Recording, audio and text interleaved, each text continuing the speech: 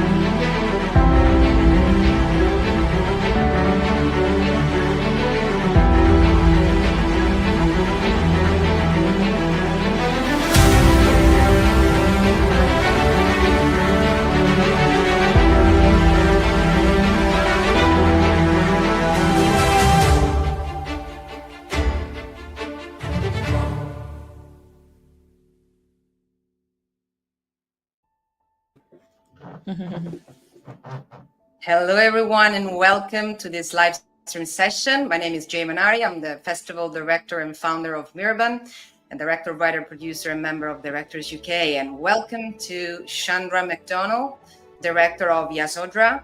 This is the story shortlisted for Best International Short, a wonderful story of sisterhood that we are going to jump into a short Q&A session to learn more about it. Just a quick reminder to our audience, you can watch Yasodhara at the Miraban UK Film Awards at the Healing Picture House Cinema of London on the 13th and 14th of December. Tickets for the 2-day pass are just £20, and you have the chance to watch all the screenings scheduled and access all the industry talks. So please do check out the tickets and join us to watch the most beautiful independent art house cinema. Shandra, very nice to meet you, and loved your film. I really look forward to learn about it more from yourself. It's a story of sisterhood. It's a very, it has definitely met all the, let's say, criteria of the female gaze portraying itself.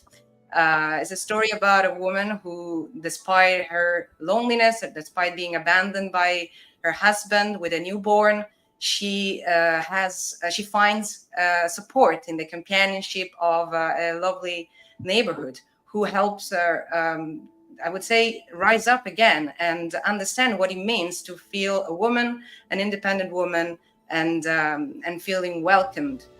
So I leave it to you. Please do share with us a little bit more about the making of this project and where this story comes from. Yes, hello. Thank you so much. It's a pleasure to be here. Yes, Yasodhara is about community. It's about sisterhood, as you had mentioned. And the story was inspired by some of my own true experiences, living in a neighborhood where I felt community with international neighbors. And Gabriel and I desired to write the story and to tell the story based on the story of Yasodhara, who was abandoned by her husband, and to bring light to what community looks like, and the important moments, but those small moments. It's hard. Sometimes neighbors keep walking and don't stop, but this just happens to be one who did and does. So it was an important story to tell. Amazing. And I was really surprised to see a very young, newborn, literally. Usually in short films, especially independent films, you tend to use, good puppets, very human resembling, but you actually had the permission to use a very young child. How did you work that out? It's not easy at all. No, it's not easy. It's not easy. There's an entity online called Kids Casting, where surprisingly we had a great number of babies to try out for the part, to be submitted for the role. We had about 10 parents who wanted their kids to be the character of Raf, who's the baby. And I actually surprised. I did an audition where I did a Zoom, and the baby who slept the best and was the cutest was the one who got the part. But in the state of Georgia, we have labor laws, we had child labor coordinators, and you have to have certain types of things in place to have children. The number of hours with my great ID who I had. Mhm. We did a really, really good job of taking care of the baby. But there's a secret to that baby. We actually had a doll who kind of stepped in at times. I can't even tell. Mhm. And so sometimes it was the baby, sometimes it was doll, but he was just a pleasure and a treasure. And we took care. We had a good time with him. He had a good time with us that day, for the shoot, the duration of the shoot. Fantastic. And just to confirm, was that filmed in the United States? It was. One of my good friends who's a filmmaker had an Airbnb home in apartment building in Atlanta, and she let us use that for the purpose of the shoot. And then we shot in a hair salon as well, called Taj Salon, and we were able to shoot there too.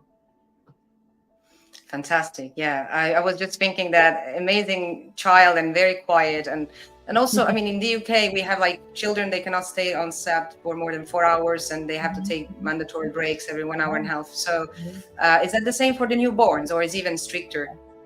Yes, we have similar rules like that in terms of the number of times they can be on set. You have to have a crib, a place for them to sleep, for rest. Yeah, so they have that they have a lot of labor laws in Georgia, and we made sure that we followed all those and had our child labor coordinator to make sure we were doing what we needed to do. Fantastic. And when it comes down to the writing, Gabriel Constans, he's the writer for this short film. How was the relationship between the two of you? How is it him who approached you, or is the other way around? How the two of you connected? If there has been already collaboration in the past, let us learn a little bit more about the, let's say, crewing up process. Yeah, Gabriel and I have been in communications. Have been working together for years across some different projects. And when I was going through my divorce, he heard about experiences I was having with my neighbor and how that had impacted me and helped. And so ultimately, he brought the story to me, and then I came on board to do some of the rewrites to kind of make some other areas of it kind of authentic. The Shubhra Prakash, who's the lead and plays Yasodhara, she also informed us with some stories. We wanted to make sure that it was culturally authentic, and the rest is history. We wanted to have beautiful colors and beautiful representations of both the African American community as well as the Indian community, and we just set off to show a small project with tackling big topics that people could resonate from. Yes. Absolutely. And did you find out that once you started screening it at festivals, did you had people approaching you, sharing their stories as well? That usually happens when you share a very personal story like this that has definitely resonance with especially the female audience, because it's motherhood, and is also womanhood finding their own freedom within a society which is very much male driven still. Yeah. A lot of women have seen some affinity for it and shared their thoughts on it. What's really been interesting is people have asked, what's next? Everyone wants to see what happens to Yasodhara next. So it definitely goes across a lot of cultures. It's very one of those evergreen stories that relates to a lot of different women. But yeah, we've had some tremendous response from people about the film. It's been wonderful. Mm-hmm. Fantastic. And this is mainly a question about my curiosity about the budgeting of this project, because we tend to celebrate low budget films and those who make it despite the challenges of having financial constraints. So how was the budget raised for this project? Was that through crowdfunding? Was that self-funded, or a little bit of both? Yeah. Gabriel found the funding, and it was still an independent film, and so we ended up, making it for an independent budget. There were a lot of dynamics of it. We actually flew an actress in, and Shubhra Prakash lived in New York, and because of the nature of the story we were telling, we were limited in terms of it wasn't a huge space where the apartment takes place, for her apartment as well as Lynn. So we ended up having an Airbnb nearby. So yeah, we definitely kept it low budget as much as we could. Mike Cook, who actually is a cinematographer for the film, brought some of his team and his folks and elements there. So, you know, we really embraced it with the independent spirit and sought out to do a visually beautiful film while, you know, an emotionally impactful one too. Amazing. Thank you so much. Well, we are at time for this live stream, but thank you so much, Shandra, for being with me and sharing all these beautiful backstories of the making of Yasodhara. I just want to remind the audience you can come and watch this film at the Ealing Picture House Cinema on the 13th, 14th of December, where also the mayor of Ealing will be attending and awarding the Best UK Feature and Best UK Shorts. All the officially selected and shortlisted candidates will be also streaming on Streamoter, so you can watch and vote for the film to win the Best Film Audience Award. It's very easy to do so. You just register on the Streamoter platform and just add the film you want to vote for to your favorite. Once again, thank you so much, Shandra, for being with us, and thank you to our audience, and we hope to see you very soon with the next film. Thank you so much. Thank you so much. Thank you for this opportunity. We're excited. Absolutely. Thank you. Bye. Bye for now.